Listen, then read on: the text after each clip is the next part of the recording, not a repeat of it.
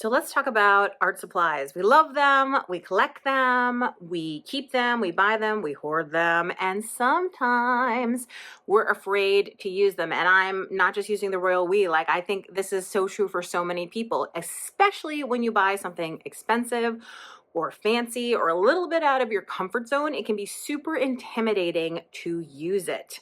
So in this video, I want to give you permission. I want to tell you that it's okay to use your art supplies.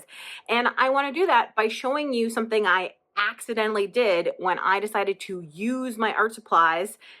And I ended up with something totally magical and completely unexpected that I absolutely loved. Because I do so much layering in my work, it's really important to me that my collage paper is not water soluble and that everything's permanent. So I wanted to see if I could use some ink and water to dye paper for that really soft look you get with like spray inks or tea. And you can see here that I just put some acrylic ink into this plastic tray that I have, and my brush had a little bit of white on it. I'm mixing in some black now, and the weirdest thing is happening, right? Which is the paint doesn't seem to be mixing the water. I thought it would all just become kind of like one big color, but it seems to be separating. So I decided to take some copy paper and just kind of see what would happen. So I just slipped the paper in, kind of pushed it in, again, thinking still like, well, maybe it looks marbled, but it's gonna dye. And then, oh my God, it kind of is marbling.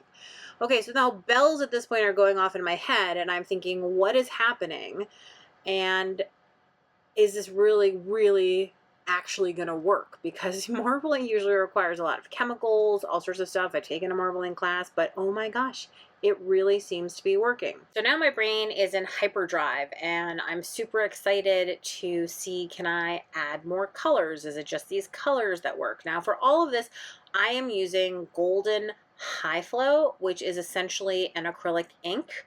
I don't know if other brands like with Liquitex acrylic ink and stuff would work with this. You could certainly try it and see, but it's pretty amazing how this is going. So again, I'm trying to figure out how deeply to press the paper. I'm trying to figure out how many colors to add. I'm trying to figure out, you know, all the logistics of it, just experimenting and playing around.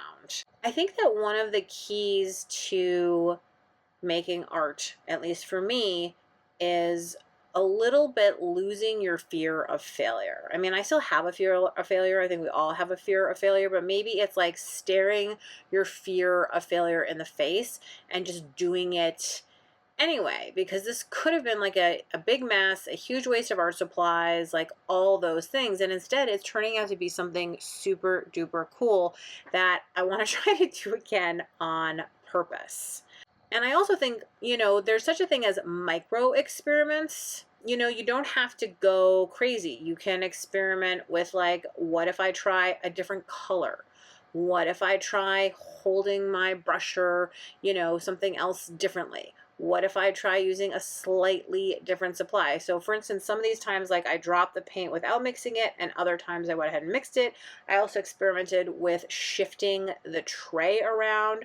I tried to push at like, how often do I need to add paint to this tray of water for this to work? You know, sort of which colors, transparent, not transparent, does, you know, how far into the tray should the paper go? Like, I think you need to do all these kind of little micro experiments along the way, and just keep in mind that like it's not wasting your supplies, it's experimenting and learning.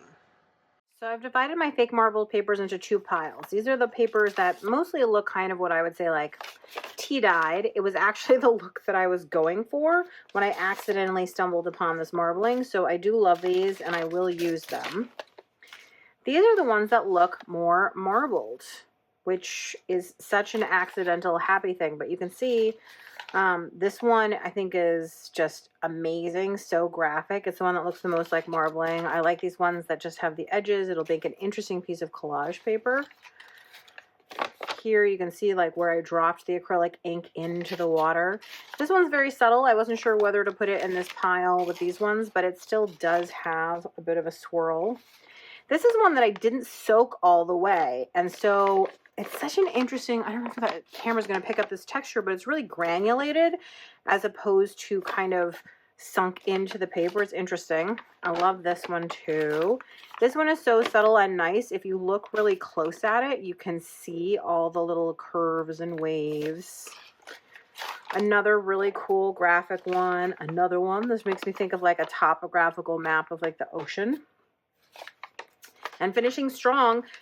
Anybody else see a person? Like this is their arm and a head, like maybe a samurai with a bun on top or something. I don't know, really. But this was super fun, and I can't wait to cut these papers up and use them and try this technique again and see if the results are the same.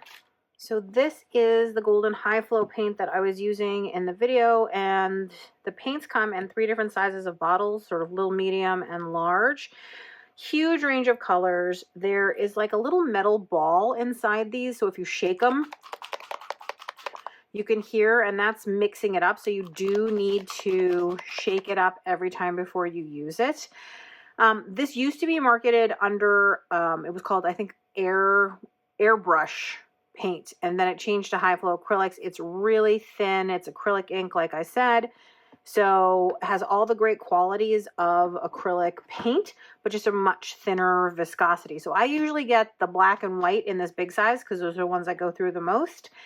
And another fun thing is I have these are fine liners, and they have a little needle tip. Let's see if I can get the cap off. And it means that I can get there's this little needle that goes back inside to make sure it doesn't get plugged up. But it means that I can get a really fine line. So I put a BB in the bottom of each of these, and then when you shake them up, like right here, you can see it's not mixed, right? The white is obviously hard to see. You can see it really here with the pink. But when you shake it and you get that BB going inside, you can just hear it. There we go. Then you start to get your color and you can draw with them. So I love acrylic ink, and this is the main brand that I use. I think I have a couple Liquitex paints in my drawer, but this was such a fun experiment. These are spendy. They are expensive, but I think it's worth it to use them to see what you can do.